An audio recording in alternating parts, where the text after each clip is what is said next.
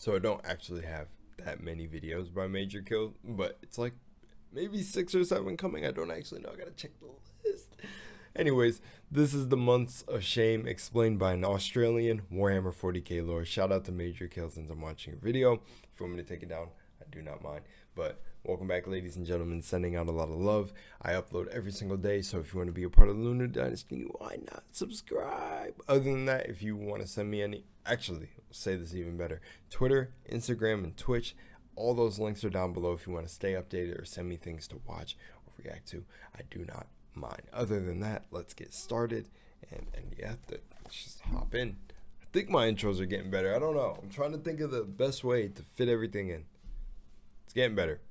G'day guys and gal. We all have something that we are ashamed of. For some people, it's cheating on your partner. For others, it's not being able to achieve proper erections during intimacy due to crippling addiction to orgy porn. And for me, it's when I got caught masturbating during an African safari 10 years ago. I was a weird kid, alright? But nothing compares to the shame felt by both the... This is exactly what I mean. See, when I just got done watching Luton09's video, and this is what I'm talking about. Did you just hear it, dude? We're 22 seconds into the video, and my man said he got caught masturbating in an African safari. What did it, like, Major Kill. The Space Wolves and the Inquisition when was this done? For engaging in a full-blown civil war as a result of a petty man with a small dick. The months of shame were bad. Space Wolves killing Grey Knights, Inquisitors destroying entire Imperial worlds on a whim, and Fenris almost getting exterminated. Shit was wild. Damn. And very entertaining. Now I know these past couple days have been hectic, with GW going ham with its IP enforcement and shitting on the community, and then the community initiating a cheeky boycott as a result of that. So I thought a bit of good old-fashioned lore injected straight into your cranium via my illiterate articulation of Warhammer storytelling would be a good way to break it up. For those that are interested though, I'm currently working with a few other content creators in the community to try get in contact with GW and see what they're actually doing. Early signs are promising, so sit back, twirl your neckbeard, and get ready to listen to what happens when a bunch of wanky Inquisitors try and fuck with the Space Wolves. Spoilers, the Inquisition has a really bad time. Let's get into it.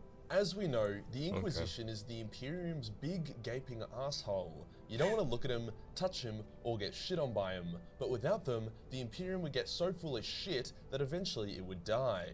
As such, the Inquisition is basically unlimited resources and influence, able to twist around 99% of the Imperium to its desires. Space Marines are one of the few types of people who don't have to suck an Inquisitor's dick every 5 minutes, but even then... How do you see what I mean? He doesn't miss. He doesn't miss. Well, he missed. Probably some of his jokes get corny and whatever over time. But don't we all? I mean, but yeah. There are thousands of Space Marines in the Inquisition's Death Watch, and the Celestial Lions were wiped out by the Inquisition because they tried to file a complaint. The point I'm making is you just don't want to mess with these guys. Yeah, that's what I'm hearing. The Space Wolves, on the other hand, give no shits and only look up to their lost Primarch and their vegetabilized Emperor. They do and say what they want, and they get away with it. They're the Viking-themed ones, so like, they're the ones with the long Magnus hair. And his Thousand Sons a number of times. Generally, it takes like multiple Space Marine chapters as well as Grey Knights to achieve something like that, but the Space Wolves have straight up done it more than once by themselves. The point I'm trying to make here is that we have an unstoppable force going up against an immovable object. So what causes conflict? They look well, on the planet of Armageddon, there was Armageddon.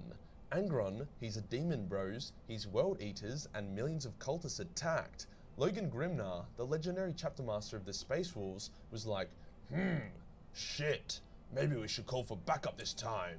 See, Logan was great at bashing up nerds, and despite Angron's status as a walking abortion, he was definitely not a nerd. The force of Grey Knights was able to make it in time, and an epic battle took place, in which a shitload of Core Knight followers died, and Angron was banished back to the Warp after getting Hadouken by the Grey Knights. So yeah, all banished back by to the Warp after getting Hadouken, man. Well, until it fucking didn't. See, the Inquisition is very hush-hush about the fact that demons are a thing, and half of the Emperor's sons are demonic as shit. They are also very hush-hush. Isn't it hard to say hush-hush about demons in this fucking universe when, like... Never mind. I guess, yeah, you know what? Let's continue. About the existence of Grey Knights, for some unspecified reason. I don't really understand their logic behind it. Yeah. Just because people know hell exists doesn't mean they're going to be like, oh, fuck yeah, and want to go there. 9 out of 10 people fall to chaos due to ignorance and not understanding what they're getting themselves into.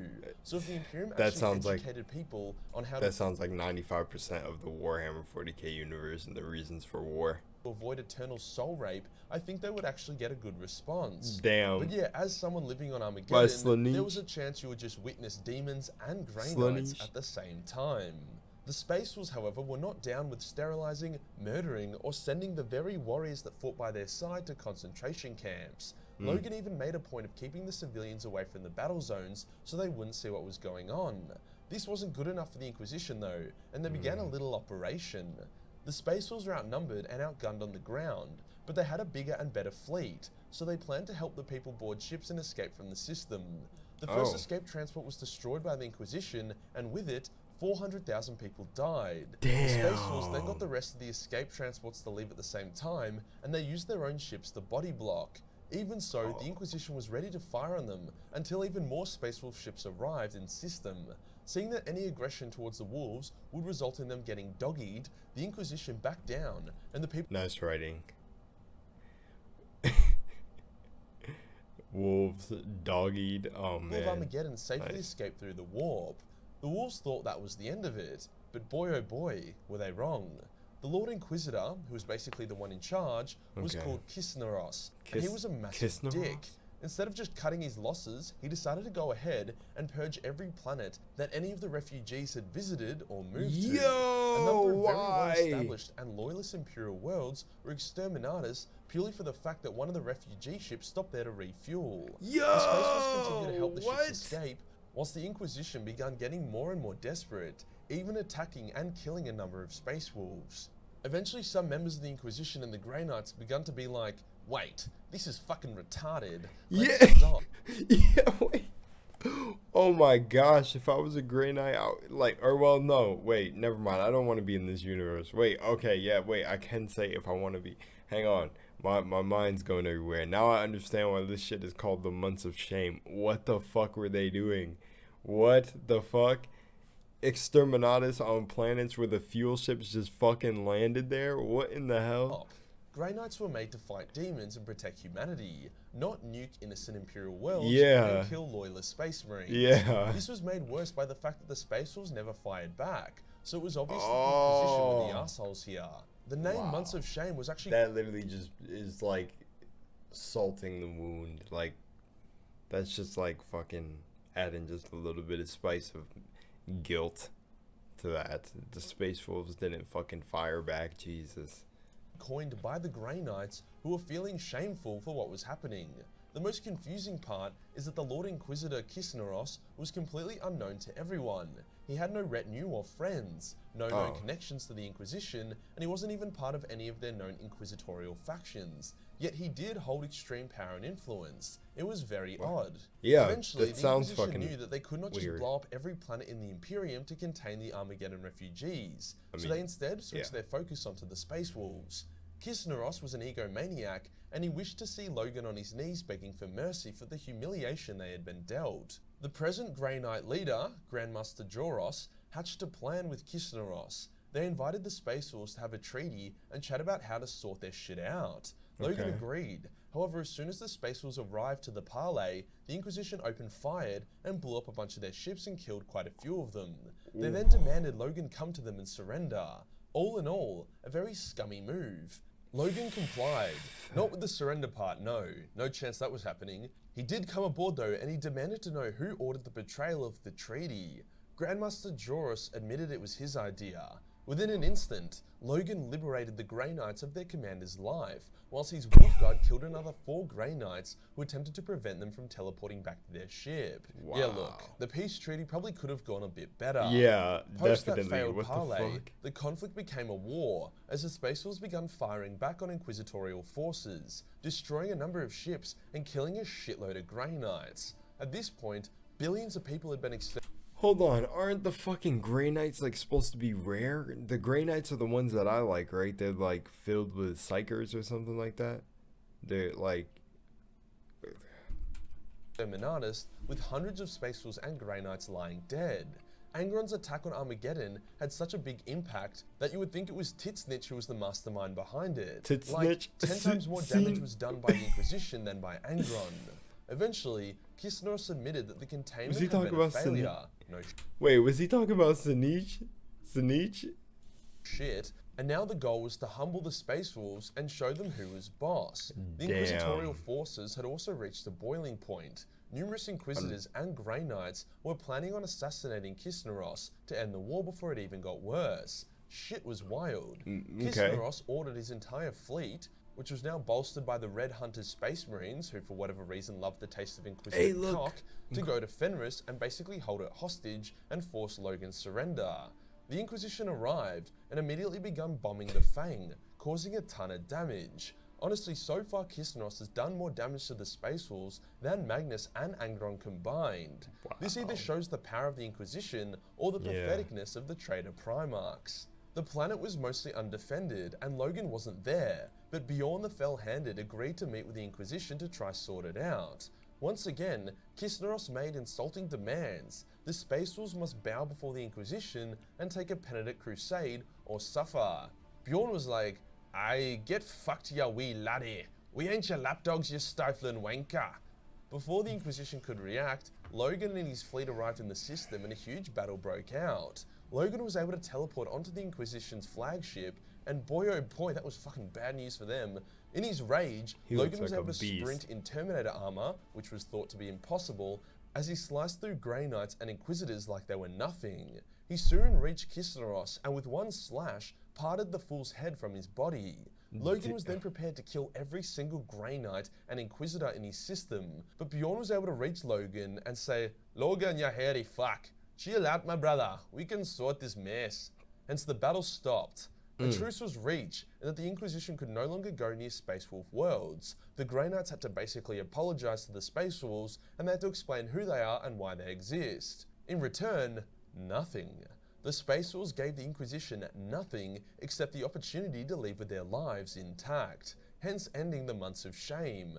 The thing I like about this bit of lore is the fact that Kisleros, as far as I can tell, wasn't an agent of chaos or the Changeling or a shapeshifting Xeno. He was just a dick. The Grey Knights and other Inquisitors can spot corruption, even the most subtle of it, instantly. The authority to kill 10 billion innocent Imperial citizens, blow up peaceful worlds, attack and kill hundreds of Space Wolves, and then bomb their homeworld was all his genuine authority. There is a lot of mystery as to where this authority came from, but it's clear it came from the highest levels of the Inquisition. So far, the plot hasn't really gone on to delve into any conspiracy theories surrounding this, but it's very interesting nonetheless. What is the moral of the story here? Well, it's obvious. If you've just succeeded in banishing the demonic form of one of the most powerful beings in the galaxy, don't become Space Hitler. Yep, that's the moral of the story. If you enjoyed the video and you want to support the channel, then Patreon is the place to be. Who of Major Kills fans actually have his Patreon? I need to know this. What is on his Patreon? Is it ridiculous? Besides like the behind the scenes type of stuff. Well, Major Kill, another fucking well done video, my brother. And shout out to all the what do I say? Do I say Aussies? What do you guys say? Shout out to all the Australian or Aussie brothers and sisters coming through on the video and saying love from Australia. I guess I'll say just Twitch side when I'm live streaming. Shout out to my Australian peeps over there too. But other than that, yeah, another well done video. Like I said, digestible, 11 minutes, the months of shame. There is probably a video that goes into detail with the months of shame. Oh my goodness, that's an hour long. Sorry, I've been up since 5, so yeah, I'm dying still a little bit. I don't know why. I'm just this morning getting up weird. I don't know. Maybe I don't know. Didn't stretch properly? Nah, I don't know. But other than that, yeah, there's the months of shame, all done and dusted. Or sending. What else do I have to say? So, actually, yeah. Wait. Are the Grey Knights psychers, or am I going crazy? they're psychers, right? They have like the whole mind powers. I'm not gonna lie, it seems like it doesn't matter what you have in this universe. If you seem like you're OP, you're not, because I actually like that. Because it's like hearing this dude wipe through Grey Knights, I'm like, don't they have like certain abilities or something? I swear that's why I like the Grey Knights. Let me see. Grey Knights Psychers. Yeah, wait.